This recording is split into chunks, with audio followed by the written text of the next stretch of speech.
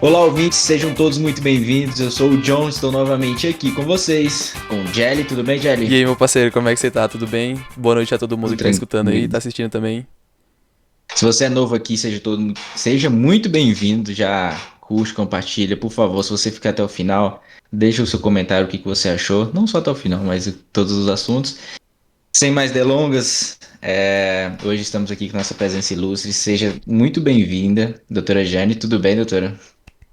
Tudo bem, prazer enorme. Agradecer inicialmente o convite de vocês, que me deixa muito feliz poder compartilhar com o público de vocês aí um pouquinho de histórias, falar de algumas coisas sérias, falar de coisas engraçadas, falar um pouquinho de vida, né? E motivar as pessoas que comecem e fiquem até o final, né, nessa interação com a gente. Muito obrigada pela Com certeza. oportunidade. Nossa, a gente que agradece demais por você estar aqui com a gente.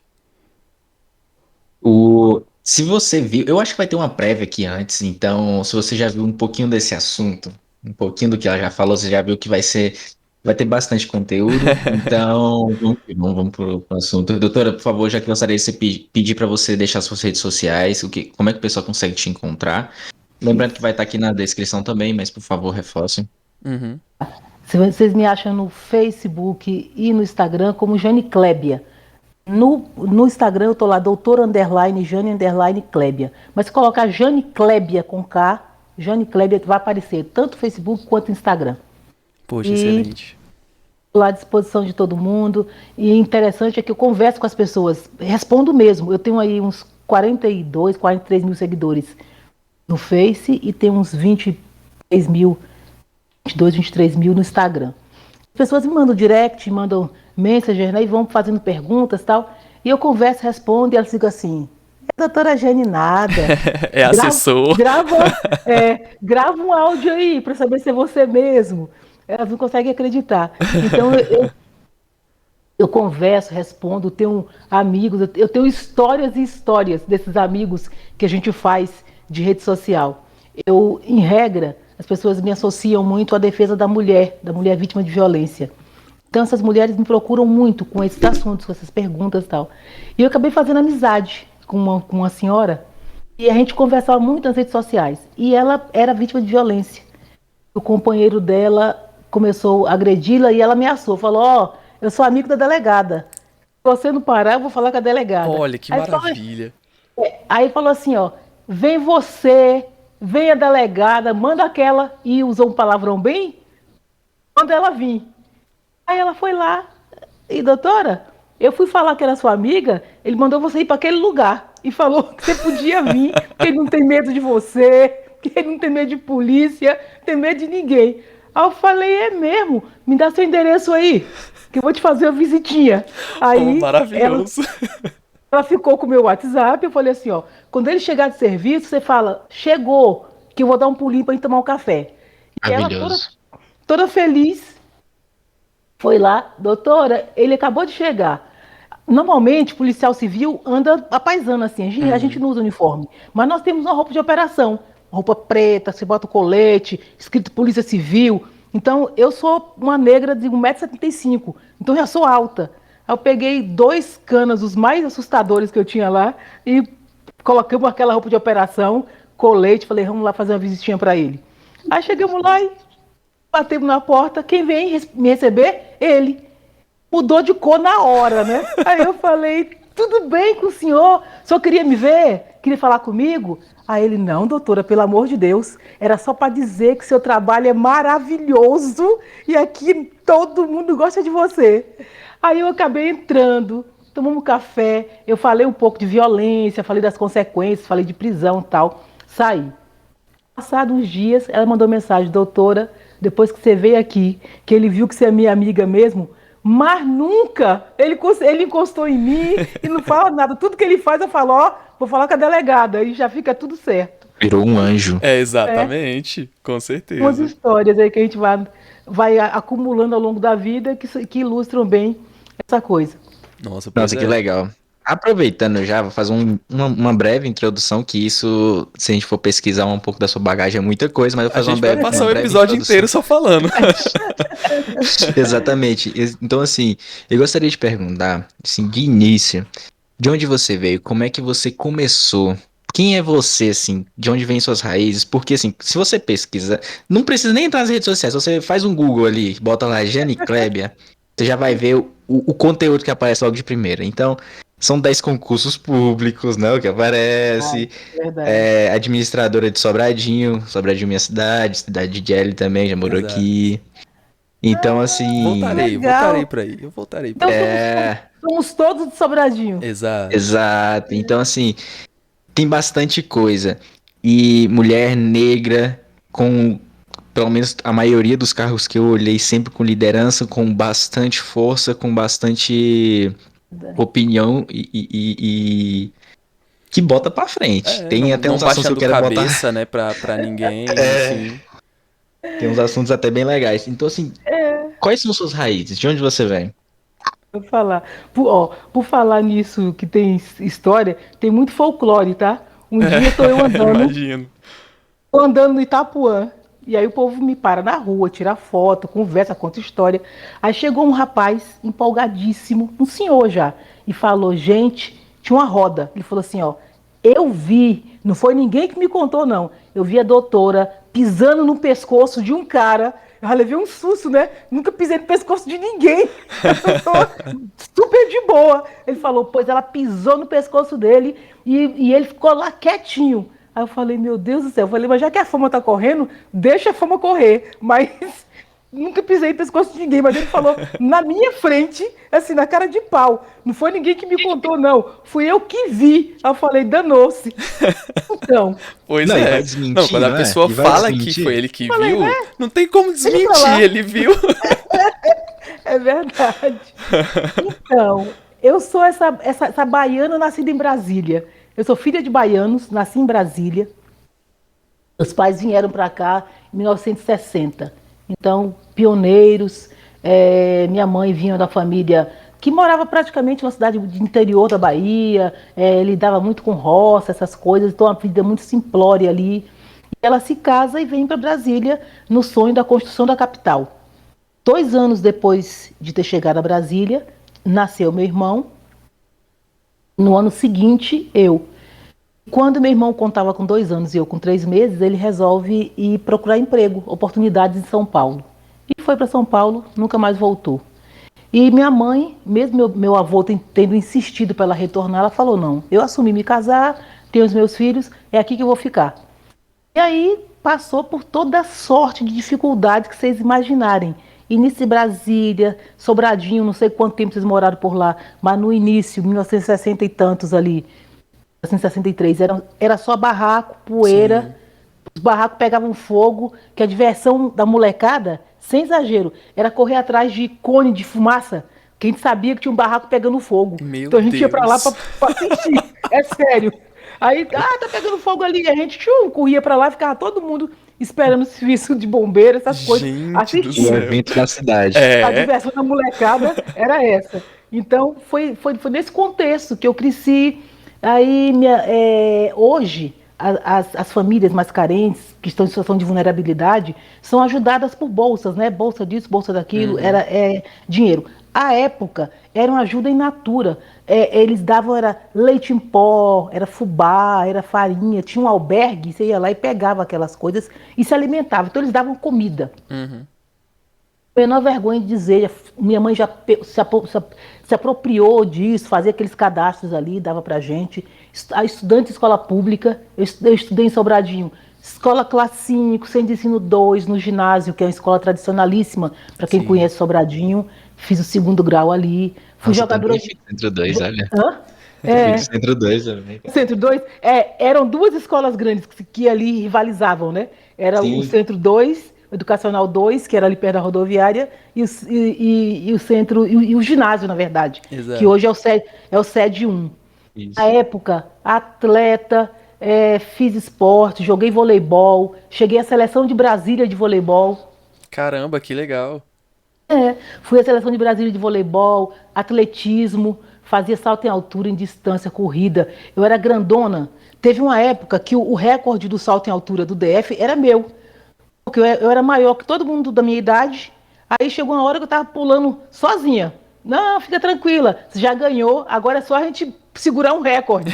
Eu fiquei ali fazendo aqueles saltos. Então, essa vida de atleta, essa memória muscular, me ajudou muito ao longo da minha vida inteira.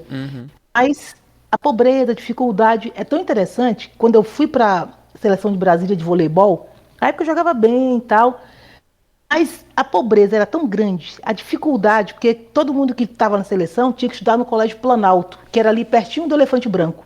Não tinha Nossa, condições de ir e vir, eu não tinha longe como demais. ir. Mas eu treinava na AEB, AEB, Ascad, Minas, e uma combizinha do Minas lá em casa me buscar para o treino. E vocês acreditam, se fosse hoje, se tiver um filho nessa condição, você investe tudo, né? Vende o que tem e investe. Com Sim. No meu certeza. caso, na minha época não. Eu falei assim, gente, eu não tenho a menor condição disso. Eu tinha vergonha da pobreza. E eu, da dificuldade de não ter dinheiro, de pagar passagem, e acabei desistindo. Ó, eu deixei a seleção de Brasília de voleibol simplesmente para ir trabalhar numa livraria. E trabalhava numa livraria ali na quadra 10. Porque eu precisava, ó, de dinheiro, precisava comer. E aí, aluna de escola pública, fiz meu primeiro concurso. Minha mãe, essa dificuldade, ela acabou virando auxiliar de enfermagem, né? Estudou no noturno, ela estudou no Centro 2, lá perto da rodoviária, fez segundo grau e foi para enfermagem. E ela me fez auxiliar de enfermagem. Então, aos 18 anos, eu já tinha 2 empregos. Fiz o concurso do HUB, que foram os meus 2 primeiros concursos. Trabalhava no Hospital de Sobradinho e fiz o concurso para o HUB, que era um hospital escola. Acho que ainda é, né? Da UNB. E aí, no caso, você sempre foi uma ótima aluna, né? Tipo assim, tranquilo pra passar em concurso ou não? Naquele tempo não era. Naquele tempo não tinha tanta dificuldade de passar em concurso, ou tinha? Acho É a porque educação era bem assim, ó, melhor, né, do que é hoje. Pelo menos é o que as pessoas falam, né? Nessa época, assim. então, na verdade, assim, eram tempos diferentes. Eu acredito que as dificuldades, elas acompanham o seu tempo. Então, a época não era tão fácil, porque você não tinha. As escolas particulares é que eram um boom. O bom o tal era particular. Então, a escola pública era fragilizada, mas a gente sabe, eu sei, que era uma escola muito boa. Eu sou o que sou por conta da escola pública. Valorizo muito. Sim. E aquela base de escola pública, para mim, foi o suficiente para conseguir passar nesses 2 primeiros concursos. Eu era aquela aluna de média alta.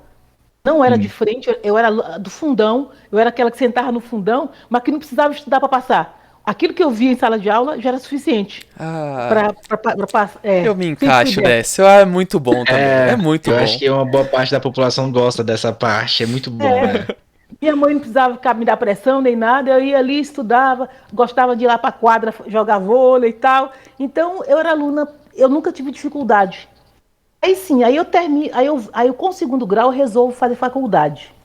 Olha só, pode não parecer, mas eu tinha autoestima, gente, lá embaixo. Eu achava que nunca ia conseguir nada, que não tinha condições, que não ia passar no concurso, que não ia chegar a lugar nenhum. Minha mãe conta que quando criança eu dizia que queria ser médica. Meu sonho era ser médica. Mas hoje, olhando para trás, eu sei que eu sou aquela que se apega a oportunidades. Tudo que vinha, eu me apegava com muita força. Então, assim, era enfermagem? Era enfermagem. Eu falei, vou fazer faculdade. A autoestima baixa, aí não tenho vergonha, tá? Mas eu vou fazer a correção no finalzinho. O que eu pensei? Eu falei assim, gente, qual será a matéria que ninguém gosta? Que deve ser bem facinho de passar. Aí eu falei, acho que é geografia, porque eu não gostava de geografia. Lá vai eu para geografia. Aí fiz CEUB. Fiz vestibular no CEUB e passei de primeira para geografia. Quando eu começo a cursar a CEUB, eu me apaixonei pela geografia, tá? De verdade. Eu sou absolutamente apaixonada, porque a Eu também. geografia Eu também. é uma ciência, é sério, é ciência da vida. Te Exato. ensina a entender o mundo, compreender como é que ele funciona, por que nós estamos naquela condição, como é que a gente sai dela. Então a geografia me abriu os olhos e eu me apaixonei pela geografia, mesmo não gostando no começo. Eu acho que aí tem uma coisa que eu não entendo. Tem um Jelly é geógrafo também, né? Sim, sou Que bacharel. coisa Sou linda! bacharel em Ele é geógrafo geografia. também. É Porque nóis. geografia pra mim era maquete de vulcão na escola, Que entendeu? isso. Então, Mas essa questão da isso geografia não ser tão legal no colégio tem um porquê, sacou?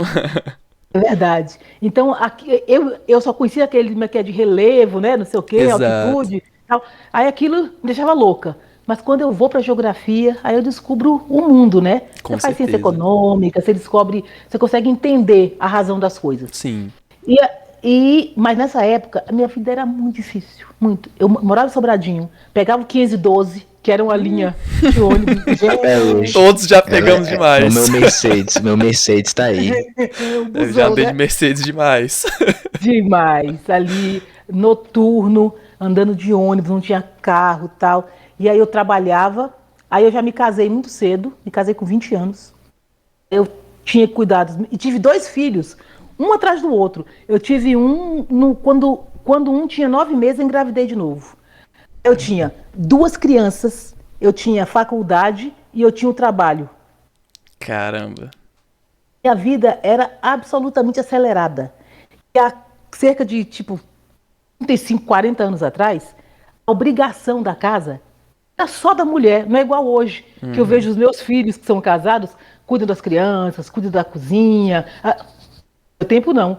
Era assim, você é mulher, os filhos são da sua conta, a casa é da sua conta.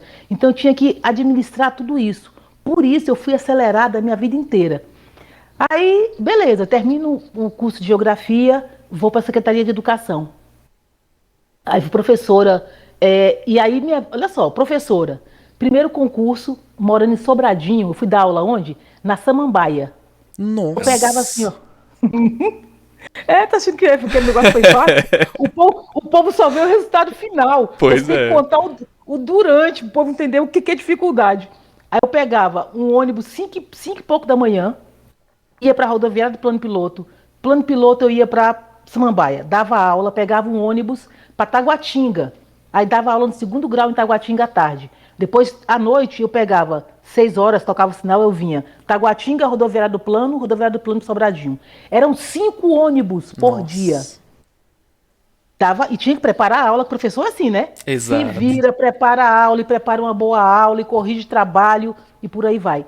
Mas isso me treinou de um jeito. Ó, ter sido professora de geografia foi um treinamento para minha vida. Tinha uma memória fotográfica tão violenta que quando eu já dava aula em Sobradinho, eu me recordo de ter dado um trabalho. O professor não dá trabalho de geografia, aqueles trabalhos lá para o aluno e tal. Tinha 400 alunos. 400, que era 40, 10 turmas, 400 alunos na média. Você tinha de turma A, turma H, né? Aluno é imagem do capeta mesmo. O que eles fazem? Ele vai lá. Eu devolvi o trabalho na turma A. O parente esperto lá da turma G pegou, arrancou a capa. Isso é ser aluno, isso é lindo, né? É. E foi lá e botou o nome dele. Gente, quando eu peguei o trabalho e fui ler, eu falei, eu já li isso. 400 trabalhos. Ele falou, nunca que ela vai descobrir, né? Aí eu falei assim, de que esse trabalho? Você tá doida, professora? Isso é meu. Eu falei, não é seu? Não. Eu já li esse trabalho. Arrochei, tava até sendo polícia naquele tempo. Aí acabei descobrindo que ele tinha uma prima na outra turma.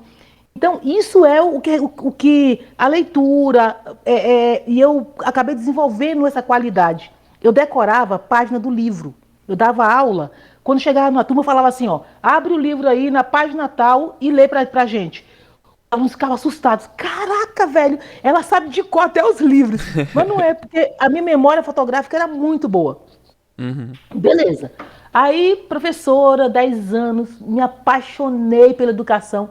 Eu era apaixonada por dar aula. Até hoje, eu tenho colegas de trabalho que foram meus alunos. E mantive essa amizade, nunca acabou. Porque era uma coisa que, assim, eu era apaixonada pela educação, sempre fui. Aí eu termino, aí beleza. Quando eu estava na educação, eu fui diretora do sindicato dos professores. Por Simpro, fui diretora do sindicato ali, 2 gestões. Quando estava no sindicato, já era governo Cristóvão e tal, eu resolvo fazer um concurso para agente de polícia. Tinha 700 vagas. Eu falei, velho, não é possível que 700 vagas uma não seja minha. E aí eu estava buscando melhores condições de trabalho, buscando salário. Ó, ao longo da minha vida, eu conto, ó, foram 2 de enfermagem, fiz 2 de professor, fiz M, fiz Detran, fiz IDR, fiz DASP, fiz agente de polícia, fiz 2 de delegado, só aí já são 11. E eu pude, ao longo da vida, ir buscando e assumindo melhorias. Cada vez eu estava melhorando. Por exemplo, em relação à enfermagem, dava plantão, trabalhava à noite, cuidava ali de 40 crianças, pegando veia, aquela agonia.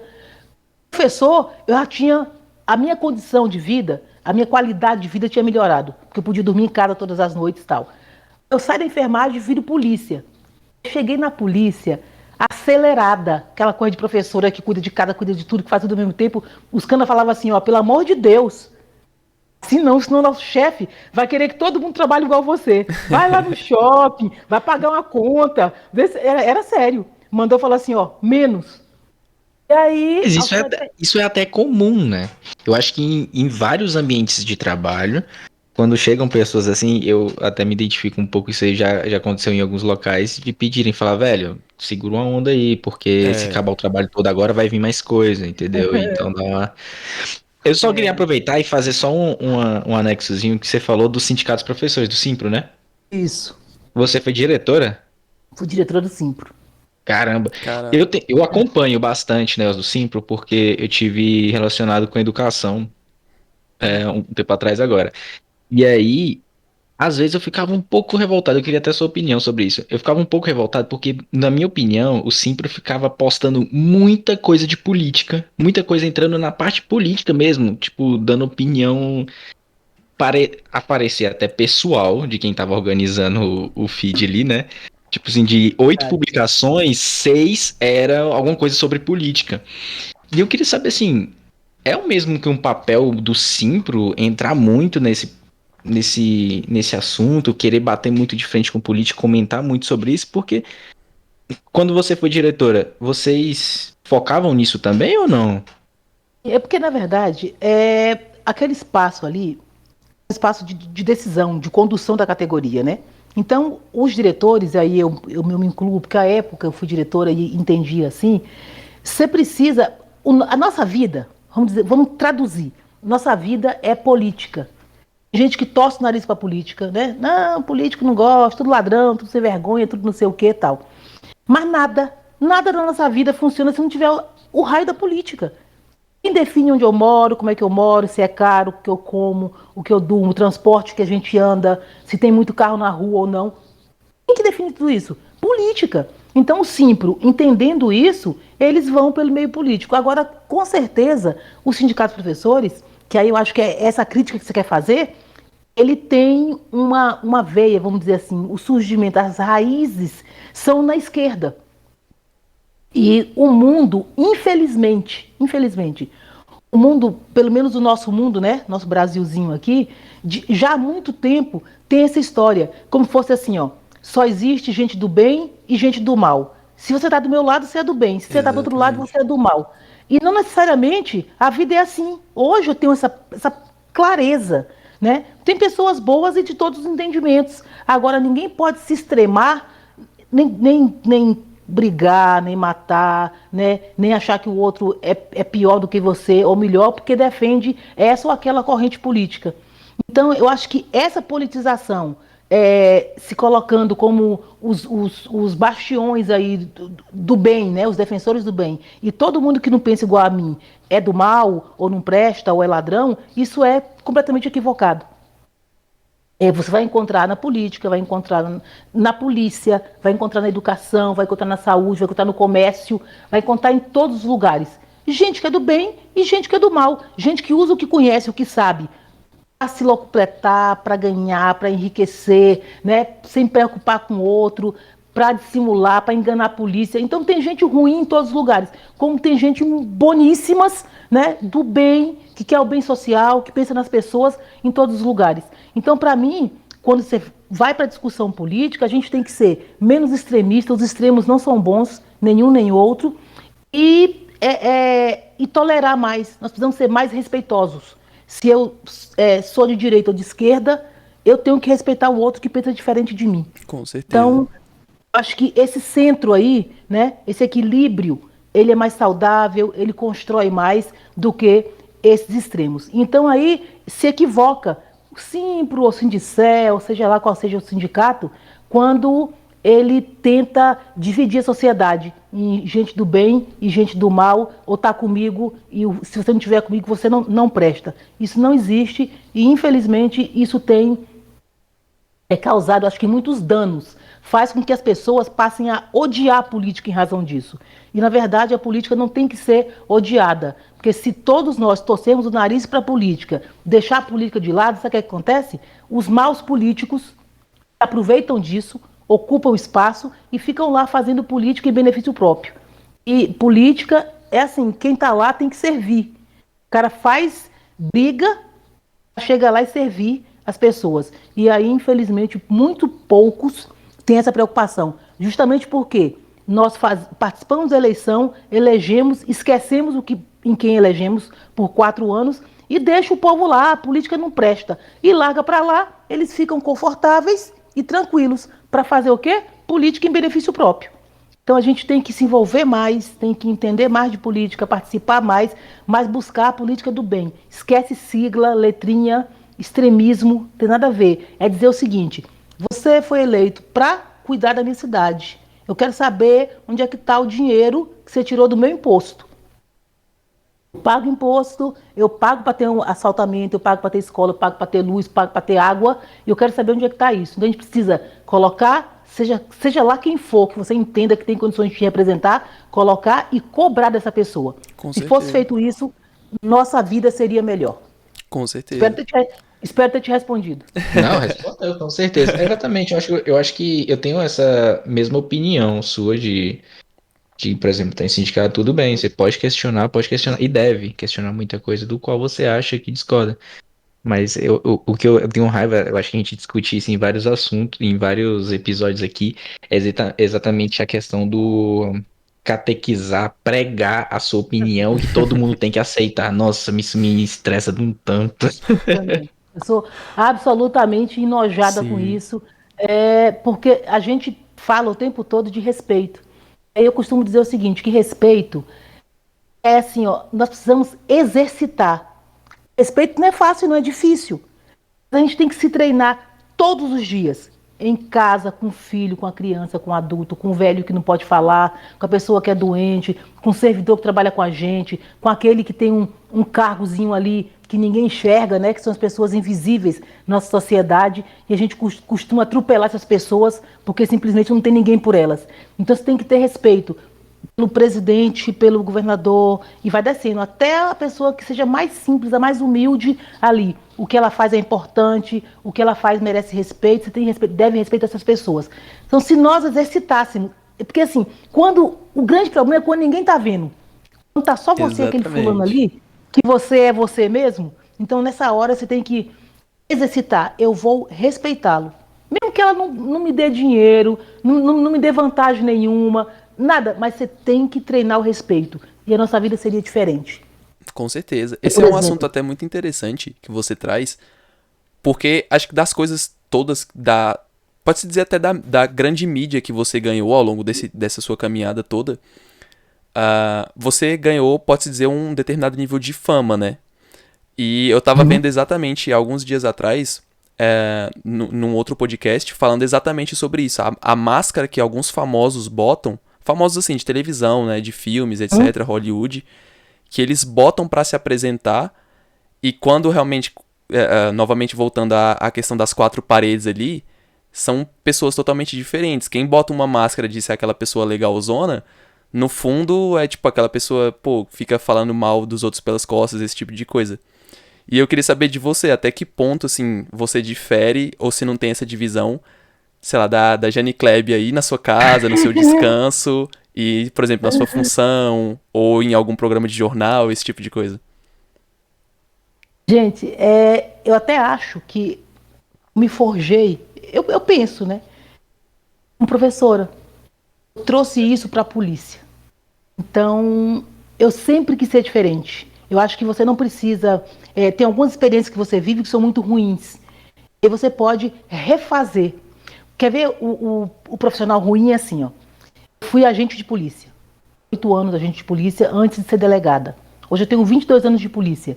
E fui agente de polícia, fui escrivã, depois delegada.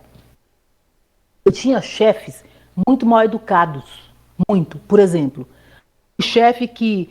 A delegacia, a estrutura da delegacia é assim, ó. Você tem um delegado-chefe, o delegado adjunto, que é o 02, e tem seções. Tem o chefe de seção. Os policiais se distribuem nessas seções, cada um com um chefe, ou nos plantões, que tem um delegado, que é chefe do plantão, e tem um agente de polícia mais antigo, ou mais experiente, que é o chefe daquele plantão. Então, eu trabalho numa delegacia que tem 80 policiais, tem 12 delegados. Eu não sou a única, todo mundo pensa que eu sou a única delegada, né? Mas não. Eu chefio mais 11 delegados, e chefio mais uns 70 policiais, mais as pessoas que trabalham na limpeza ali e tal. E na minha época, eu tive chefes que não falavam com a gente. Por exemplo, ele só conversava com os chefes. Passava assim no balcão, você estava ali e ele te ignorava. Eu falava, gente, isso é falta de educação. Porque o fato de você ser chefe, ser tal, e você não dar bom dia, boa tarde, boa noite, te faz um grandíssimo mal educado. Com certeza. E o que eu fiz? Eu sou aquela pessoa que eu recebo absolutamente todo mundo. Tanto dos meus comandados, tem algum problema, vem na minha sala falar comigo. Eu cozinho para meus policiais. Ninguém acredita nisso. Caramba, que legal. Vou pra cozinha. Ó, eu tinha uma época que eu trabalhava em Planaltina. Ainda era plantonista e tal. Os canas iam na feira, compravam comida. Eu era delegada do plantão ali. Comprava comida, trazia panela. Adoro cozinhar, fazia comida. Aí os canas chegavam, doutora, chegou aqui no balcão, não sei o quê. Eu falava, tá bom, ouve fulano, faz não sei o quê. E eu tava lá na cozinha fazendo comida pra eles. Então, isso aí nunca fez de mim menor ou diferente por causa disso. Eu nunca perdi o respeito deles por isso. Com certeza. Eu tinha um colega em Planaltina que ele dizia o seguinte, eu não vou andar com agente de polícia, eu sou delegado. Eu fazia o quê? A gente entrava na viatura, eu, os canas, ia pra Rua do Puteiro ali, em Planaltina, que tinha um restaurante maravilhoso ali, e a gente comia lá. E nada disso me fez deixar de ser a Jenny Kleber, muito pelo contrário. Onde eu vou, os canas querem me seguir. Doutora, me leva para trabalhar com você, eu vou ser chefia, pelo amor de Deus. Só me leva para trabalhar contigo. Assim, porque você tem uma diferença em ser chefe e ser líder. Exatamente, eu acho que era esse o ponto que eu ia Sim, falar. esse Isso é é um o grande ponto. exemplo de liderança, né? E É o essa exemplo. liderança é difícil. Você tem que ouvir as pessoas, você tem que ver porque às vezes as pessoas têm razão. Você não é dono da razão. Então, as pessoas têm que dar a opinião delas. E ali você vai coordenando isso, todas as vontades, todos aqueles documentos que a gente recebe e transformar isso num bom ambiente. Então, delegacia tem que ser um ambiente bom.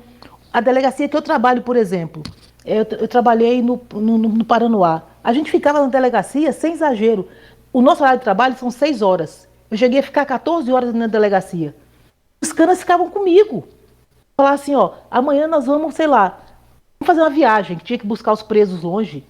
Eles iam comigo. A gente chegava, podia tirar folga no dia seguinte, mas sei lá, acontecia um crime grave, a gente ia pra delegacia. E os canas iam, sem menor desespero. Ah, porque não é meu dia de trabalho? Ah, porque eu tô de folga. Não, mas porque eles entendiam qual era o propósito, entendiam o que era o trabalho e viam a necessidade daquilo. E a gente fazia junto. Então a gente transforma a delegacia numa grande família.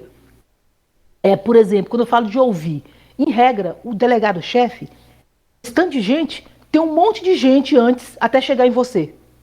Beleza. Aí eu vou contar um exemplo para vocês verem o tanto que é importante você dar valor, tanto aquele cliente ou aquele que vem com advogado, como aquela pessoa simplesinha, que não sabe falar, que não sabe se expressar, mas que vai buscar a delegacia, que é a porta do poder público mais próximo das pessoas. E aí eu atendi, tinha uma senhora no Paranoá Parque, Paranoá, um assentamento novo que tem assim de prédios, né? Uhum. Ela foi à delegacia e o povo, não, doutora Jane, tá ocupada, não sei o quê, tá atendendo muita gente e tal. E eu falo pros canas, eu recebo todo mundo. Tinha dia de chegar na delegacia, balcão lotado, aquele tanto de gente sentada, eu ficava louca. Gente, pelo amor de Deus, atende esse povo. Não, doutora, tá todo mundo te esperando. O povo quer falar com você. E eu ia atendendo ali uma a uma. Aí, meu telefone, todo mundo tem. Aí ela mandou mensagem, doutora, pelo amor de Deus, preciso falar com você. Mensagem. Aí eu falei, ó, você chega no balcão e a senha é o seguinte, você fala, ó, eu já marquei com a doutora. Se falar que marcou comigo, eles não têm coragem de te mandar embora. Você vai falar comigo. Gente, Quando Olha, ela isso vai ao ar, todo É, mundo vai chamar na sua todo mundo delegacia vai agora e chegar, falar assim, já marquei. marquei com a doutora. é verdade. Aí, quando eu fui ouvir a senhora, era uma senhora que tinha. Olha só, você vai falar assim, isso não existe, existe. Ela não tinha pais biológicos, ela não conhecia os pais biológicos. Os pais adotivos dela tinham morrido. Ela tinha uma deficiência na fala, a dicção dela era horrível. Você não conseguia entender o que ela falava. Ela tinha uma deficiência mental atestada, uma aposentadoria, por conta da deficiência mental que ela tinha. Com todas essas debilidades, essa dificuldade, uma vizinha se apoderou do cartão bancário dela Nossa. e estava gastando o dinheiro dela. Ela não tinha trabalho, ela não tinha idade, ela não tinha saúde, ela não tinha o que comer. Ela estava absolutamente desesperada e ninguém tinha paciência de ouvir ela contar essa história. Ela tentava contar e ninguém ouvia. Aquilo mexeu comigo, na mesma hora já pega a viatura, pega uns canas, fomos atrás, achei a pessoa, tomei o cartão, restituí o cartão para ela.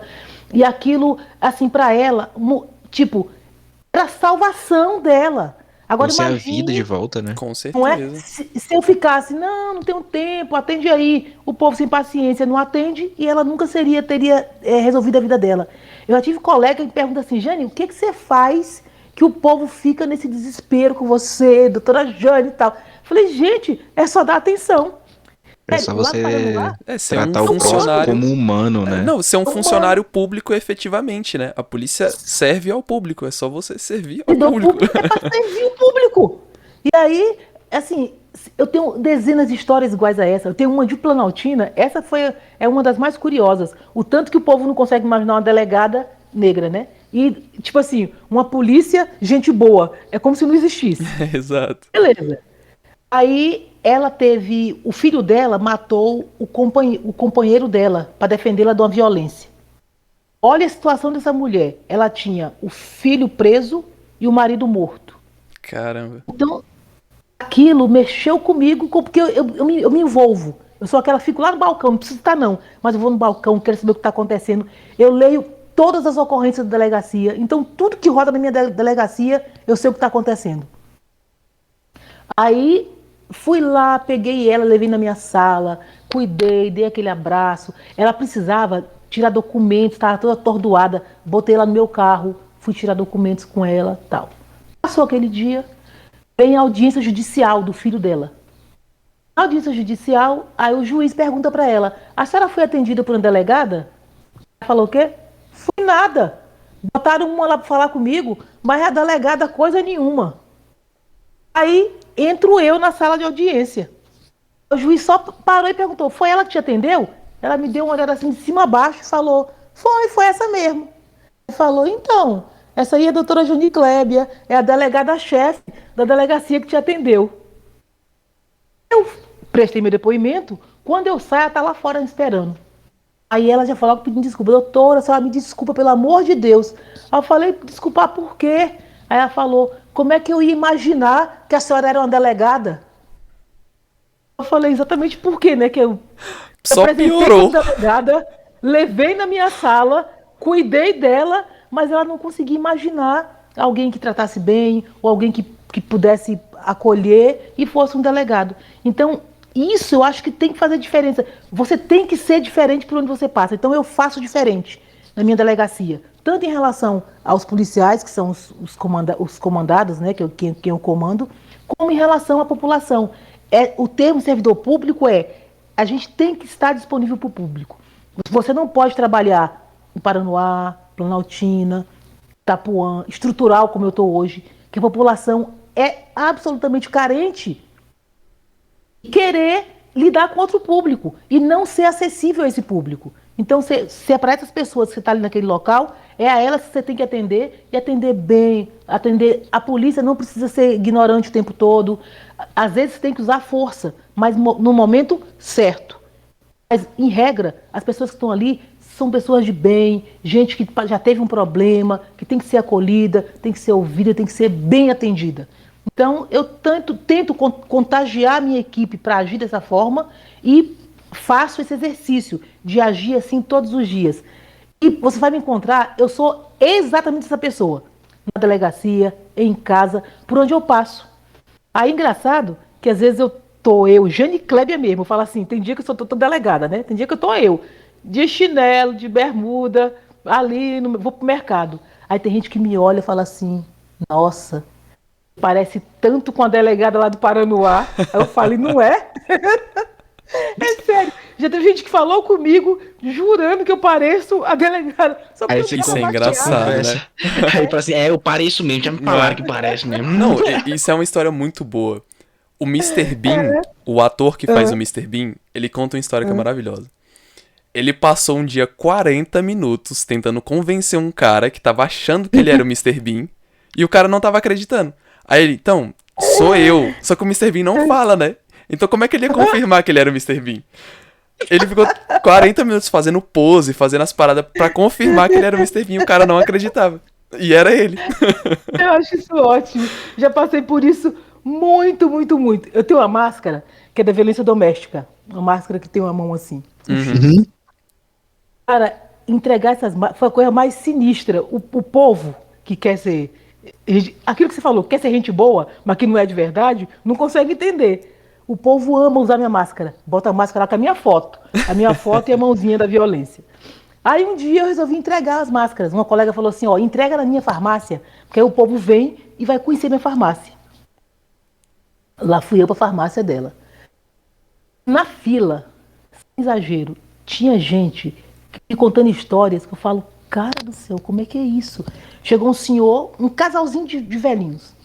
Falou, ó, doutor, eu trouxe a minha esposa para te conhecer. Você já mudou nessa vida. É mesmo? Como é que foi isso? Aí falou, olha, na minha porta ficavam os malandros lá. Vagabundo, né, fumando, cheirando, o diabo infernizando, perturbando, batendo no portão dele, até de madrugada. Ele falou, e nós somos doentes, então a gente não conseguia dormir. Um dia eu procurei a senhora me atendeu na porta da delegacia. E eu lembro, eu fiz assim, ó, Santana, que é um cana, eu falo, ele fala assim, ó, sim, senhora, autoridade. Vai lá e resolve tudo. É sério. Eu falei assim, ó, ajuda ele aí. Santana foi lá, perguntou o que era, botou os vagabundos para correr da porta dele, ele ficou no céu de novo. Ele falou, doutora, isso mudou minha saúde, a saúde da minha esposa. Aí depois que você saiu, doutora, os vagabundos voltaram tudo para minha porta de novo. Nossa. Mas eu tinha que vir aqui lhe dar um abraço, tinha que vir aqui e pegar a minha máscara. Então minha máscara, eu falei assim, ó, eu vou distribuir de 9 às 11, 9h30 não tinha mais nenhuma, formou fila. Caramba. Um dia tô eu no mercado e tinha um cara, um homem, com a minha máscara. Eu falei, caraca, alguém que eu não sabia nem quem era. E aí o cara ficou olhando pra mim assim, pensando assim, será que é ela? Será que não é? Aí eu falei, eu vou desiludir ele, porque eu tava tão Jane que eu falei, quer saber? Deixar passar, deixar ele acreditando que eu só pareço com a delegada e ficou por isso mesmo. Então, assim, quem me vê andando na rua, quem mora em Sobradinho, ou estudou comigo, ou que me conhece, aí sabe que eu sou. Mas a maioria das pessoas, no dia a dia, se eu tivesse sem maquiagem, desarrumada assim, o povo fica assim, não é a doutora Jane, não. É sério. E essas coisas são, assim, são legais, eu fico feliz, entendeu? Tipo, uma garota, ela teve a filha estuprada. Isso foi lá no Paranoá. A filha dela, criança, foi estuprada e tal. E eu cuidei daquele caso, a gente prendeu o cara, não sei o quê. Passado um tempo, eu encontro com ela num evento. Ela tinha mudado, é outra pessoa. Ela falou assim, doutora, você lembra de mim? Eu falei, não. Ela falou, então, você mudou a minha vida. Minha filha foi estuprada, você atendeu a gente, o meu companheiro à época foi preso. Você me pagou um saco, doutora, tão federal que eu chorei uma semana. Desse jeito eu falei, nossa, eu fiz isso. Ela falou, foi. Mas você me pagou um sapo que mudou minha vida. Hoje, olha só, hoje eu sou bacharel em Direito, eu trabalho no escritório de sociedade com uma amiga, minha filha está muito bem cuidada, eu perdi não sei quantos quilos. Tipo, eu saí daquela condição de, sabe, que ela estava ali sem saber o que queria da vida, sem objetivo, filho largado, a menina foi estuprada e ela mudou de vida. Então, uma palavra sua mudar a vida de alguém. Gente, vocês não sabem o que é isso. É assim, a responsabilidade que a gente tem Mas é bom você ter a possibilidade de ajudar alguém, fazer ela mudar de vida, fazer ela mudar de rumo, né? Fazer ou ajudar como essa senhora que só queria alguém para ir lá tomar o cartão dela de volta. Então, essas histórias seguem minha vida. Então, eu vou passando e todo dia me perguntando como é que eu faço a diferença nessa comunidade? Como é que eu consigo mudar um pouco essa realidade? E aí, essas respostas vão vindo para você. E quando você se empenha, você consegue mudar a vida e contagiar a comunidade. Aí o povo me encontra na rua, chora, tira foto, fala que está emocionado, que não sei o quê. Mas é de boca a boca, né? As pessoas vão contando esses depoimentos e aí é aquela coisa do efeito manada, que a sociologia explica muito bem, né? Um fala bem, o outro fala bem, o outro fala bem. As pessoas vão se contagiando com as coisas que você faz. Exato. Então, Até chegar num o meu ponto que até as trabalho é pessoas que não te conhecem estão falando bem de você, né? é Eu isso. acho que esse ponto que você falou da questão de você ser um exemplo, de você ser um líder e traz uma percepção diferente de delegado, me reflete muito uma coisa que eu tenho acompanhado há pouco tempo, mas agora já estou olhando um pouco mais, que é o delegado da Cunha. Acho que você chega a conhecer, que ele tem Já, um. já. Uhum. E aí, eu acho isso muito Cunha, interessante. Palumbo, tem alguns delegados, né, que Estão já ganhando estão no Brasil mídia. todo, né? É Porque verdade. assim, querendo ou não, eu também, eu já me envolvi com droga na adolescência e tudo, já tive grandes problemas. E entre amigos, a gente cresceu na rua vendo polícia como algo, tipo assim, tem muita música hoje no rap, eu também sou um grande consumidor de rap, que fala muito assim, eu nem fiz nada, mas vi uma viatura, eu tô correndo, entendeu? Eu fui criado muito nesse aspecto, tava brincando de Pix, quando a gente passava uma viatura eu já ficava desconfiado.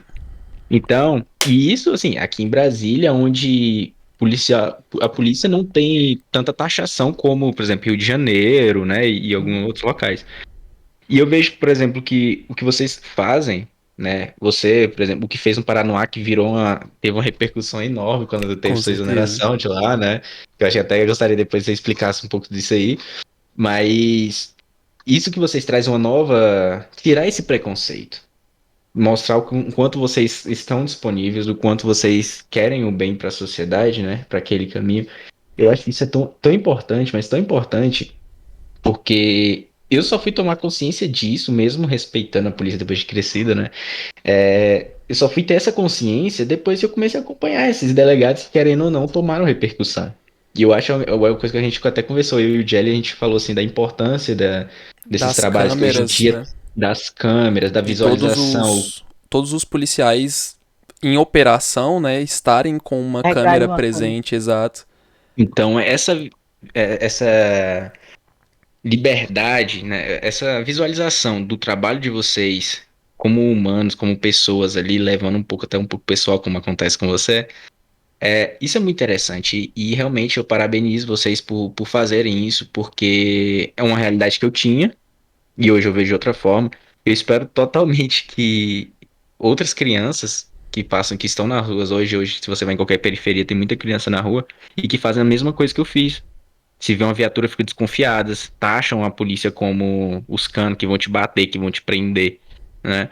Como um Então, inimigo, né? Alguma coisa do tipo. exatamente. Tá doido, não vê como alguém aliado ao seu lado, que vai É, te ajudar. Pois é. É, eu sou adepta, né, dessa coisa de polícia comunitária. Aí, polícia comunitária na essência mesmo. Porque a gente tem que ver as pessoas como, em regra, as pessoas são todas do bem. Uma ou outra que vai se desvirtuar. E aí você tem que agir segundo esse entendimento. Nem todo preto, né? Nós somos preto. Nem todo preto é vagabundo, não é porque é preto tá correndo, como é que é? Preto parado, suspeito, correndo ladrão, pelo amor é, de Deus. Isso aí, a gente, quem é que não ouviu isso ainda? com E certeza. quantas vezes Inclusive a um pessoa salve vira, pro nosso amigo John, da Gold Black, que toda semana é parado por uma blitz, porque tá andando de moto com tênis na caçamba, sendo que ele vende os tênis. suspeito, reconhecimento, né, que atinge essa comunidade. Eu, com os agentes, aí acaba virando um pouco de piada, porque eu tento fazê-los refletir a respeito disso. A gente estava fazendo operação, eu falei assim, aí eu fico falando só assim, vamos ver. Porque às vezes você faz operação de tipo presença mesmo. não tem objetivo, eu não estou cumprindo o mandado de busca, quase fazendo trabalho de PM. A gente pega as viaturas, pega as equipes e vai pra rua, faz abordagem e tal. Fala assim, ó, eu quero só ver, vocês vão parar só os pretos. Fico falando bem assim, só quero ver se param só os pretinhos. Aí os caras, meio que na brincadeira, falam, doutora, em sua homenagem, não vamos parar aquele grupo de branco ali, ó. Te juro. E ia lá, parar e abordava os caras. Falei, velho, mas isso aí não é só quando eu estiver comigo, não. Quer dizer, não tem como você achar que todo preto é suspeito. Aí eu chamava os caras e falava assim, vem cá, por que você parou esse cara aí? Me fala. Não, doutora, porque a gente já conhece os caras, a gente sabe que estão na quebrada, a gente sabe que eles andam com fulano de tal, com não sei o que, tá. Então eles tentam dar uma desculpa, mas é certo isso, que a visão, infelizmente, da polícia é preconceituosa. E aí leva em conta a cor da pele, sim. E nem sempre o fato de você ser negro, tá descalço, ou tá de sandália, ou tá de bermuda, significa que você seja vagabundo. Agora, mudar esse conceito, mudar essa cultura, isso gasta tempo. Isso é coisa interna, é coisa para dentro. Por exemplo, delegacia que eu trabalho, não tem espancamento, ninguém bate. O cara vai falar a verdade, você vai impor a lei. Se ele não quiser falar, a gente lê os direitos constitucionais dele, tem direito de ficar calado. Se quiser falar, o momento de você se defender agora, mas se não falar, eu vou produzir prova contra você, entendeu? Mas ele não precisa se incriminar. Não tem essa pressão, não existe isso. Quando eu saí, essa história do Paranoá que você citou aí, sem exagero, eu recebia áudios. Um dos áudios dizia assim, meu Deus, tiraram a doutora Jane aqui da 6ª DP. Doutora, não quero que você saia, não. Você já prendeu meu filho, tá? Assim. Juro. Hoje ele lava a louça, hoje é um bom menino. Você já prendeu meu filho. Mas, doutora, você é diferente, você é você. Eu quero que você volte para a 6ª DP.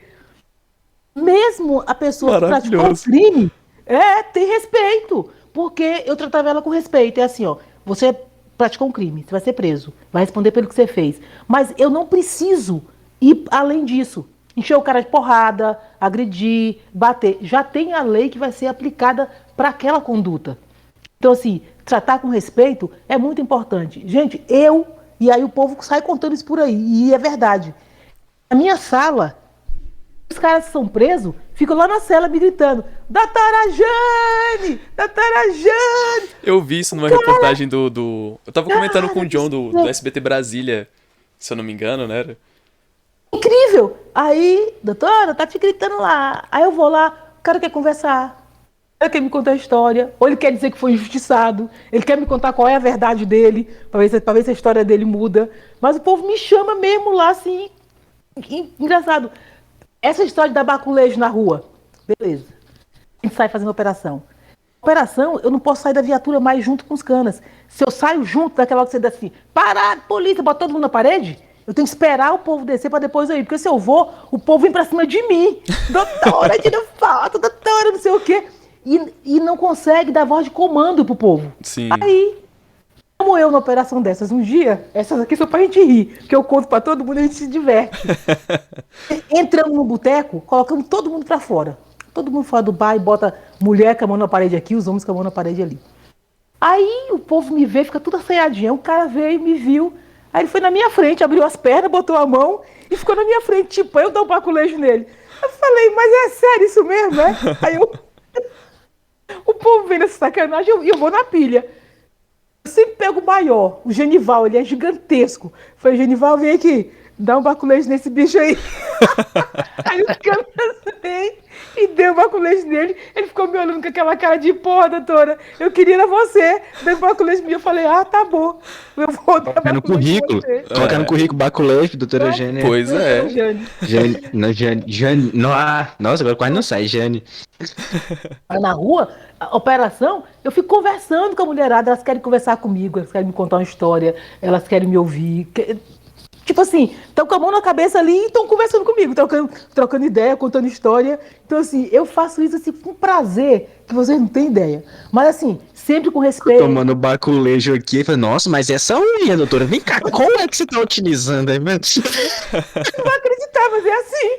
Aí, tipo assim, não, doutora, tirou uma foto pra minha mãe é apaixonada por você, não sei o quê, meu pai tem foto sua na parede. Eu tenho gente que tem foto minha na parede. Gente. Pô, eu vou te mandar um vídeo.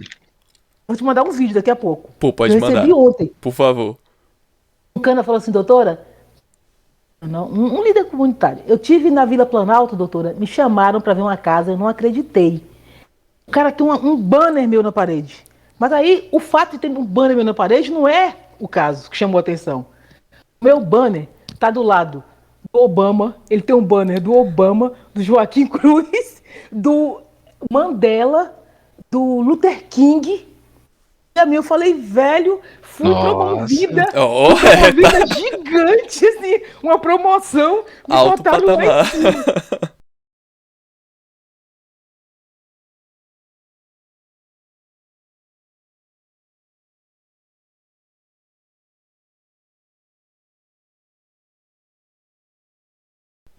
E ele tinha uma predileção por negros, assim, os negros que fizeram história e tal. E colocou lá, achei aquele muito bonitinho, muito fofo. E minha foto ali, posando no meio daquilo. O povo assim, doutor, você precisava ver isso. Aí me mande essas pérolas, eu vou guardando aí para poder contar a história.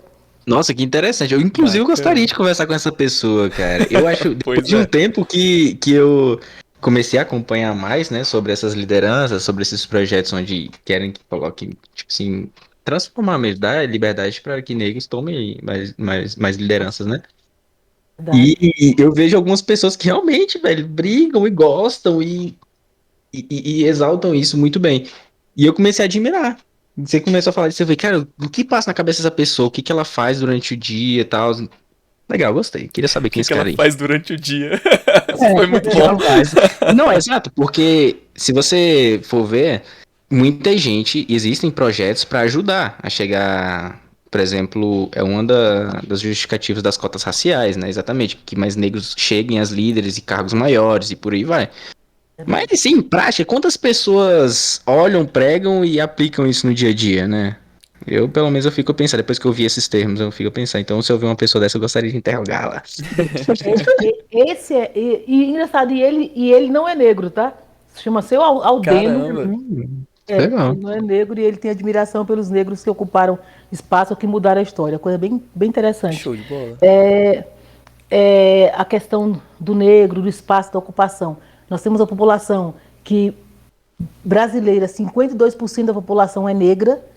Os negros ocupam infinitamente menos posições, né, de cargo, de mando, e isso é importante. Você está naquele espaço de poder, espaço de fala, mas de alguém que viveu o problema, de alguém que sabe. É assim, nada sobre mim sem mim, né? Então a gente não consegue, o negro não consegue dizer isso, que as políticas públicas estão sendo feitas a partir de alguém que também é negro, alguém que sabe a dificuldade que a gente passa. Então, infelizmente, isso não existe. O nosso espaço a gente vem aí brigando para ocupar esse espaço e valorizar. Então é muito importante, quando alguém chega, a gente tem que se sentir Claro. representado. Eu acho que tem muito disso nessa admiração que as pessoas buscam entender. Por quê? Mas porque as pessoas conseguem se enxergar. Alguém Exatamente. que foi pobre, alguém que passou dificuldade, assim como ela passa, e fala, nossa, ela passou dificuldade como eu e chegou num espaço desse que a gente não consegue nem imaginar, né? Que é? Tem gente que não conhece, não sei o que é um delegado, não conheço, né? Nunca, não tenho amigo delegado, nunca fiquei perto e poder. Hoje eu sou amigo de uma delegada, então o povo gosta disso, essa aproximação e tal. Nós que somos de Sobradinho, só para contar mais uma historinha que eu acho que você está esgotando, mas eu vou contar essa história que eu acho que Não, é bem importante. pode contar à vontade. Gosto. Minha família morou no ADA 9, no Conjunto A. E a minha rua teve no passado, muita história negativa, né, de criminalidade. Vizinho à minha casa, eu tive um vizinho, cresceu comigo, foi morto, uma troca de tiros com a polícia. Aí eu tenho um que era confrontante, muro com muro assim da minha casa, né, de um dos lados. Os nossos pais vieram da Bahia juntos. Então a gente cresceu junto. E ele, logo bem jovem, se envolveu com tráfico de drogas e tal. Foi preso, depois foi ter um homicídio. Fugiu, foi preso, recolhido, fugiu da Papuda. Quando ele fugiu, eu já era delegada. E aí ele foi para São Paulo, nessa fuga. Lá ele praticou outro roubo e vem foragido de volta para Brasília. Quando ele chega aqui, o filho dele já está adolescente e se envolvendo com criminalidade. Aí ele vai e manda um recado por pessoas comuns, né, ali da rua. Falou assim, ó, fala pra Jane que eu quero me entregar para ela. Eu falei, pra mim? Ele Caramba. sabe onde ele fugiu, vai se entregar lá onde ele fugiu, que ele sabe onde é. Aí ele falou, não, ele tem medo, não sei o quê, de agressão, de ser exposto. Eu falei, então tá. Mandei ele lá pra delegacia. Eu trabalhava em Planaltina. Não, eu já trabalhava no Paranoá já. Tá no Paranoá. Aí, quando ele chegou na delegacia, querendo falar comigo, os canas pesquisam ali o nome, né? Quando pesquisou, ele tinha 5 mandados de prisão em aberto. Os canas ficam babando assim, né? Pra voar no cara e catar e foram lá, doutora. Tem um cara aí que tem 5 mandados de prisão, quer falar com você. Aí eu falei, não, eu conheço, eu sei quem é meu vizinho, deixa ele entrar aí, tá tudo tranquilo. Ele veio com as perninhas dele, aí sentou, a gente conversou, eu fiz o recolhimento dele. Isso pra mim é extremamente simbólico. Por quê?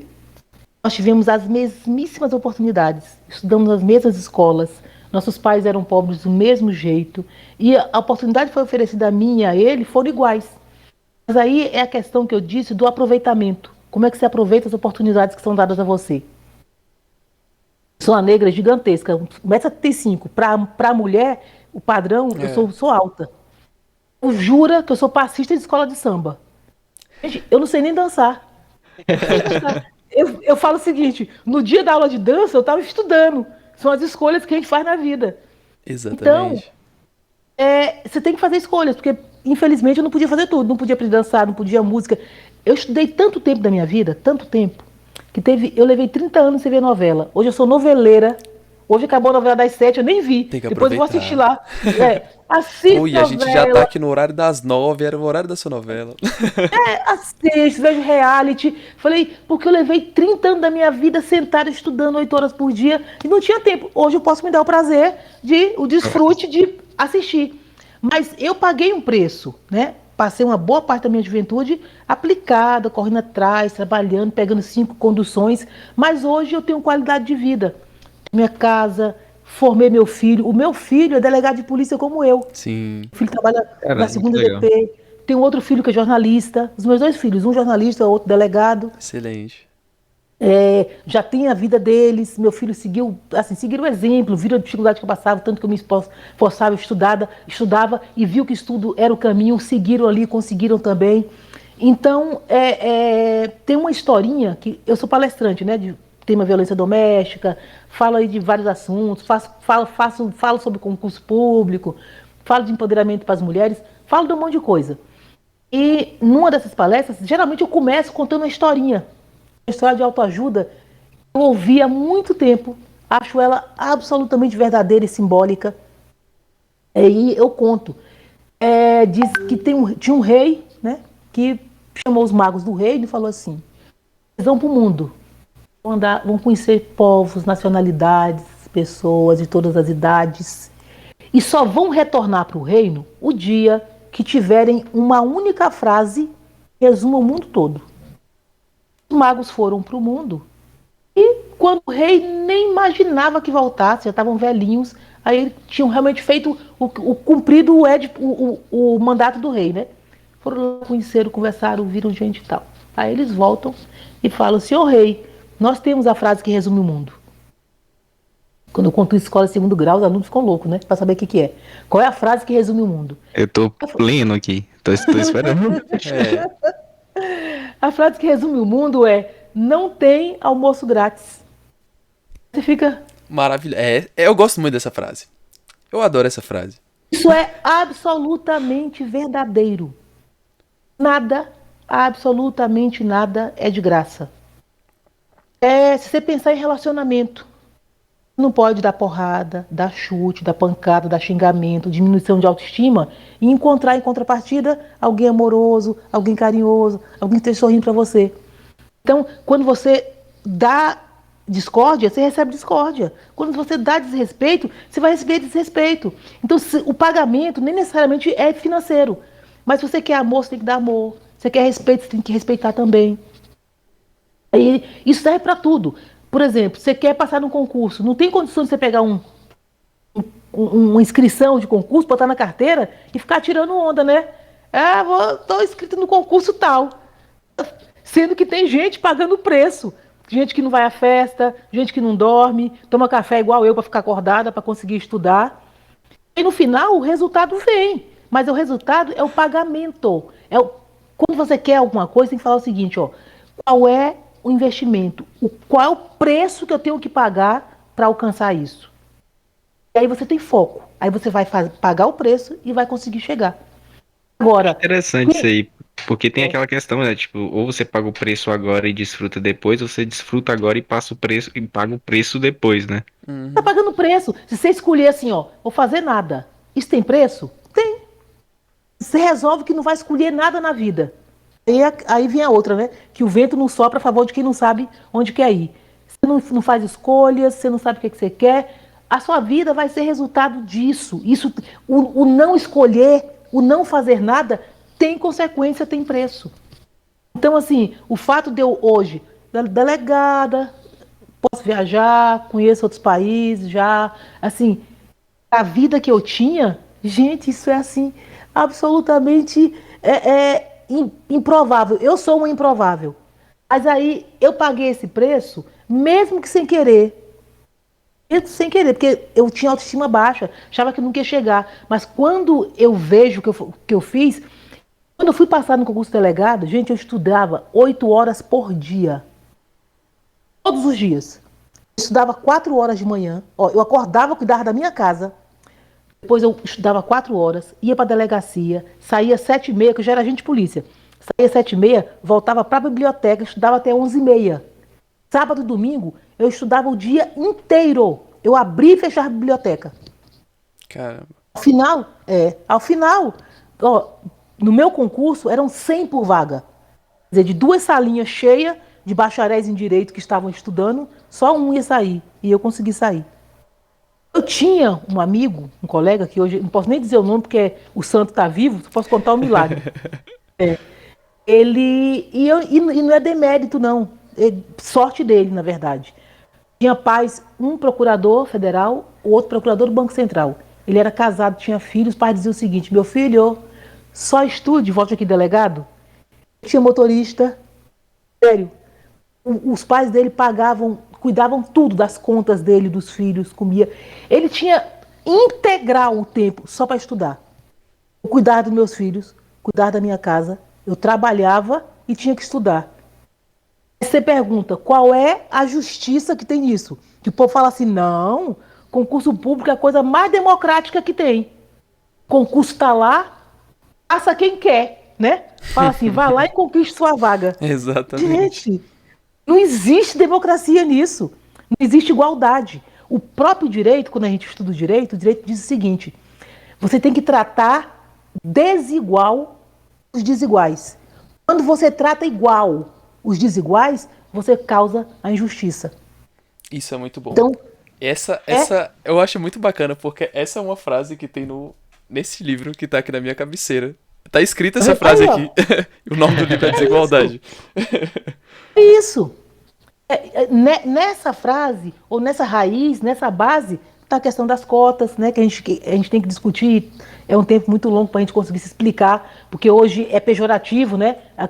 Quem acredita, quem fala de cotas. Eu nunca me utilizei de cotas, porque na minha época nem existia. Né? Mas eu sou favorável às cotas. Não aquela cota eterna que você ajuda para toda a vida, para sempre, não. Cota é uma política de médio prazo. Tem que acontecer para você corrigir desigualdades, corrigir injustiças. Agora não pode ser para quem não preenche, vai lá e burla, né? E acha um jeitinho de se encaixar nela. Isso aí é outra história. Mas é isso, você precisa tratar desigual os desiguais. Então, o meu preço, o preço que eu paguei para conseguir passar nesse concurso, com certeza eu paguei um preço muito mais alto que outras pessoas que tinham livro para estudar, né? Que tinham tempo e tal. Mas, infelizmente, a vida é isso. E eu digo, eu sempre disse para mim, tá? Não vou ficar com dó de mim mesma. Porque esse é um sentimento que costuma dominar a gente. Fica assim, né? Não vou falar o palavrão, né? Nossa! Nossa! Né? Como eu sou preta, pobre e moro longe, né? E aquele sentimento vai te destruindo, te joga para baixo, não te permite estudar. Você vira uma muleta para você não fazer nada. Fala, não, porque eu sou pobre, não, porque eu estudei escola pública, não, porque eu não tenho dinheiro para fazer isso, não consigo estudar, não. E não sai do lugar. Então, não tenha dó de você. O preço que você vai pagar é mais alto que outras pessoas? Mas ainda assim é possível pagar o preço e alcançar. E vale Então, a pena pagar o preço, né? Pela Vale a pena recompensa pagar que o vem preço. depois. Vale a pena. Você Vale não a é pena. responsável por onde você nasce ou do local onde você está, mas você é responsável por onde você vai terminar, né? Com Então, certeza. Tá nas suas mãos. Então, como não gente, tem almoço grátis, você tem que pagar o preço para conquistar o que você quer. De graça não vai vir, não vem. Um dia, falando isso, um aluno falou assim: eu sei uma coisa que é de graça. Eu falei: lá vem, né? Vai destruir minha história. E lá vem ele. Ele falou assim: amor de mãe é de graça. Eu falei: então vamos ver aqui. Aí você procura logo. Quem é mãe? Tá, você acha logo um monte de mãe. A mãe é assim, ó. Depois que ela engravida, o corpo dela vai pro espaço. O seio é assim, depois do filho, é com peito ou sem peito, né? Com É. peito você deixa, sem peito você joga pra trás, né? Aí nunca mais vai dormir uma noite sossegada, né? Deixa de comprar as coisas pra ela pra comprar pro filho. Então, o preço desse amor é altíssimo. Só que quem paga o preço? A própria mãe. Então, ainda assim, aquele amor tem preço. Então, tudo tem preço. Você precisa entender que não tem almoço grátis. Você vai numa fila ali, tem alguém distribuindo cesta básica. Tenha certeza que aquela cestinha básica saiu do bolso de alguém. Foi de Exatamente. graça, não. Então, isso aí, essa frase, ela é muito real. Ela é muito importante. Isso serve para a vida da gente. Então, você quer conquistar, pague o preço. Quer ter amor? Dê amor, né? Porque não dá para entregar desrespeito, entregar desamor e querer receber em troca carinho, amor, compreensão, paixão, beijo, apaixonado. Nada disso. Nossa, com certeza. Meu caramba. Deus, maravilhoso. Encerra aqui, aqui já foi encerramento, entendeu? Aqui já foi É, não, a fase final. É verdade, é verdade. muito bom. Gente, como estamos de tempo aí? Cara, acho que Bom, já tá bom pra Tá bom? encerrarmos. Como eu falei, Então, eu vou estar falando isso aqui gravado, eu já falei pra Jane. O contato tá salvo. Com certeza, se você tá aqui, você com certeza também vai estar esperando. Vai ter uma parte 2, uma parte 3, parte vamos 20. fazer. Vamos sim. A gente vai Hoje, ter com certeza. oportunidade. Eu tenho uma agendinha, mas eu tenho uma agenda, eu mesmo faço minha agenda ali, tal, e consigo ir atendendo, faço palestra, falo em escola, falo para jovens. Por exemplo, lá no Paranoá, aquelas escolas de segundo grau, Planaltina, Taguatinga. Ó, eu tive uma escola, gente, de verdade, 8 de novembro, dia da Consciência Negra, né? Uhum. Pois Dia uns 20. Ah, não, alunos. esquece. Desculpa. É, dia 20, né, de novembro? 20. Dia 8 é 8 de março, que é dia da mulher, né? E dia Não, 8 de março é da eu não mulher e sei, 20 de cara. novembro Eu sou da negro, eu não Consciência sei o dia Negra. da consciência negra. Eu me Dia, embananei dia todinho. 20, é 20 de novembro. acho É? que é 20, 20. Então, aí eles iam procurar pessoas inspiradoras e tal. Não sei como é que chegaram lá, que chegaram no meu nome. Vocês acreditam que os alunos da escola, eles estudaram a minha vida? Pra internet, pesquisaram, não sei o quê, papapá, papapá. E aí depois eles foram falando. E alguém fez um videozinho, fez tipo um filmezinho e mandaram pra mim. E, cara, aquilo foi lindo, aquilo foi maravilhoso. Mas era para servir de inspiração para eles, para essas crianças, tal. Então a gente tem essa responsabilidade, né? Eu, vocês, né? Nós que estamos ocupando algum espaço, um espaço de fala, a gente Com tem certeza. que ser essa pessoa que pode inspirar outros a dizer assim, ó, eu posso também, eu quero chegar, eu consigo. É que as pessoas não sejam limitadas, né? Pobreza não é limitador, né? Das pessoas, cor da pele não é limitador. Então, e o respeito acho que é tudo. A gente falou muito de tudo, falou muito de muita coisa, mas se eu pudesse deixar assim 3 frases, eu diria, não tem almoço grátis. Acho que a gente precisa exercitar o respeito, né, todos os dias. Isso é assim absolutamente importante para nós. Com Uma outra certeza. aí que Eu tava falando e tentando me lembrar aqui, agora até me passou. Mas a gente tem que deixar essas coisas para os outros, para gerações, para as pessoas. Vou agradecer vocês, a oportunidade. A gente falou que ia falar 1 hora, fala 1 hora e meia. E eu sou falante mesmo, o povo vai dando oportunidade, deixando, eu vou conversando, vou falando. Mas eu acho que alguém vai ouvir isso, alguém vai se incentivar. A gente não falou de violência doméstica, né? Pois Que é um tema que é, eu não falou gosto sobre a muito, violência sobre a mulher. que é muito caro para mim, é muito importante, né? Com falar, conscientizar as pessoas, dizer que ela também é responsável pela não violência. Então a gente precisa falar um pouco de violência doméstica e levar um pouco dessa responsabilidade para as pessoas. A responsabilidade por denunciar, a responsabilidade por apoiar as pessoas que sofrem violência, que sempre estão aí. Essa semana aconteceram pelo menos 2 casos emblemáticos, né? O DJ Ives lá com a Pamela, Uhum. e aqui no DF, uma senhora no Paranoá Park, né? Em que ela chama a polícia, o policial entra na casa dela, filmando tudo, algema o Hum. companheiro dela. Enquanto ele estava algemando, o policial pergunta por que ela estava machucada, ela fala que estava machucada no braço, e ela já larga ali, eu te amo, né? E ele fala, É, chama ele meu fala, advogado, chama o advogado. Ela, tá bom, eu vou chama de volta, chamar. vou chamar. Então, essas situações são. As pessoas não conseguem entender o que acontece, mas isso tem explicação. A gente não tem que julgar essa mulher que faz isso. A gente tem que perguntar para ela o que falta a ela para ela se livrar dessa violência. Quem sofre violência não é sem vergonha, não está apanhando pouco, é porque não tem apoio nem institucional, nem familiar, para realmente se empoderar, se fortalecer o suficiente para se libertar dessa violência. Então a gente tem responsabilidade com isso, não deve vitimizar, não se faz pergunta para a vítima, tipo, o que você fez, hein? Para ele te tratar desse jeito. Eu tenho certeza que tu vai prender o pai dos teus filhos? As frases não se diz, porque a mulher leva muito tempo se encorajando para denunciar o agressor. Quando ela ouve esse tipo de frase, ela desanima e ela acaba permanecendo naquele relacionamento. Então, vítima, você não pode tornar a vítima, revitimizar, fazê-la vítima outra vez, né? Vítima tem que receber acolhimento. Vítima é só vítima.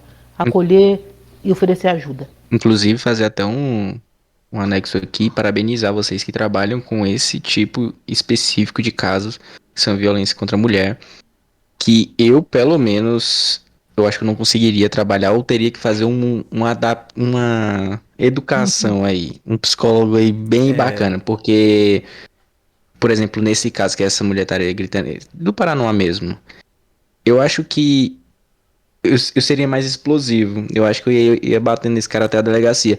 Então, isso tipo é assim, engraçado, porque eu e o John, nós dois somos muito tranquilos e a gente ah, ah, compartilha desse mesmo sentimento, né? então assim, se eu vejo injustiça contra a mulher, pelo menos eu realmente sou bem contra mesmo, sim. Pra mim tem que haver mesmo uma barreira por isso que eu tô parabenizando vocês pelo trabalho que vocês fazem, porque a minha percepção é que vocês mantêm uma calma, pelo menos os que Tem que normalmente manter. vocês conseguem balancear isso de uma forma que eu não conseguiria. Realmente, eu acho que eu não conseguiria. Eu botaria aquele cara pra descer as escadas rolando até a gente chegar lá embaixo Vamos, vamos, tamo indo. Por que você tá caindo, cara? Vamos, entra aqui no camburão com 3 chutes. Então, assim, realmente, parabenizar vocês que fazem esse trabalho. Eu já apurei um caso que um pai abusou sexualmente de uma criança de 9 meses. Caralho. Ai, Ele nem Entendeu? ia meu sair Deus, que da casa pegar um isso? cara desse. Nossa, ia ser exonerado. Ia ser exonerado. E eu tive que lidar com isso. Então a gente lida com situações dessas, você tem que manter a calma ali, ó, para poder agir, porque a vontade, sangue sobe a cabeça, né? Sempre que Top. você lembra dos seus filhos, de neto, de parente, de Sim, amigo, com fala, certeza. cara, isso não existe. Então a gente vive essas situações, mas a polícia é assim, você precisa ter equilíbrio. Aí quando você perde esse equilíbrio, aí de repente você encosta a mão no vagabundo desse, depois você acaba respondendo por tortura ou outra coisa, perde seu emprego, perde sustento da sua família, não é isso? E não resolveu, porque o bicho é vagabundo e continua vagabundo. Então, a gente tem que ter paciência. Com certeza.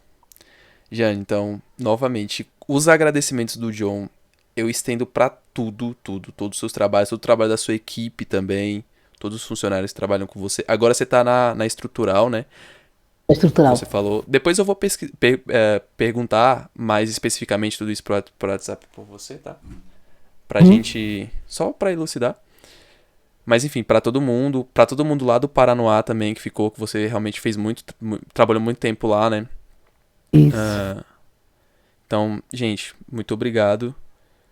Nossos agradecimentos sinceros aqui em nome do podcast pela sua atenção. A novela já tá na metade, mas eu acho que você ainda consegue pegar um pouquinho dela. Mas é Quando você isso. fala assim, brincando, novela assim, você não assistiu hoje, nem amanhã, nem depois. É. Quando você assiste daqui 6 dias, tá do mesmo jeito. É a mesma história. Ou faz Você perde igual, ó. com dois, Minha mãe não é faz muito diferença, noveleira. Quando ela perde, por exemplo, que ela tá viajando, ela compra aquelas revistas Tititi e olha o que tá. Ela não perde a novela. A novela não perde. Ela pode deixar de assistir, mas ela não perde. É um Então, barato isso. Manda um beijo pra ela. Fala pra ela que eu sou noveleira também. Pois é, pode deixar. Não, inclusive aqui nos bastidores a gente vai conversar um pouquinho sobre isso. Tá bom. Gente, muito obrigado. Todo mundo que assistiu. John, quer finalizar? Sim, por favor. Novamente, só reforçar esses agradecimentos, doutora Jane. Muitíssimo obrigado pelo seu tempo, pela sua disposição, por suas palavras. Realmente são. A gente gosta de usar esse termo, são tapas na cara. Que a gente, que a Exatamente. gente gosta de conversar. E a gente gostaria depois, com certeza, de trazer novos episódios. Tem esse termo que é violência contra a mulher que caberia um episódio inteiro só sobre isso. Verdade.